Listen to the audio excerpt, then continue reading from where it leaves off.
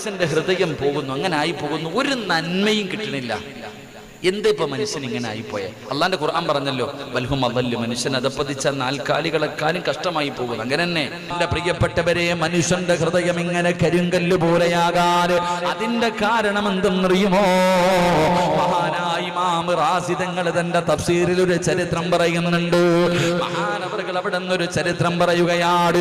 ഈ ചരിത്രം കേട്ട് കഴിയുമ്പോൾ നിനക്ക് ചിലതൊക്കെ മനസ്സിലാകും. ചെറുപ്പക്കാരാ, എന്തേടാ എത്ര വഴുത് കേട്ടിട്ടും എത്രയോ മരണം കണ്ടിട്ടും നിനക്ക് നന്നാകാൻ കഴിയാത്തത്?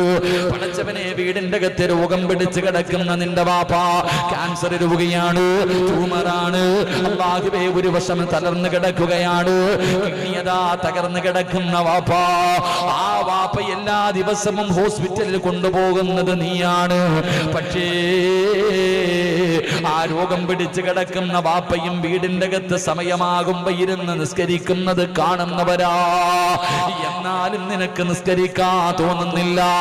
ആ വാപ്പാനെ ഒലുപടിപ്പിക്കുന്നത് നിന്റെ ഉമ്മയാണ്, മരുന്ന് കൊടുക്കുന്നത് നിന്റെ ഉമ്മയാണ്, ഒലുപടിപ്പിച്ച് കൊടുക്കുന്നത് നിന്റെ ഉമ്മയാണ്. തന്റെ ഭർത്താവ് രോഗിയായി കിടന്നിട്ട് പോലും നിസ്കരിക്കുന്നത് കണ്ടിട്ടും നന്നാകാ മനസ്സില്ലാത്ത പെങ്ങള്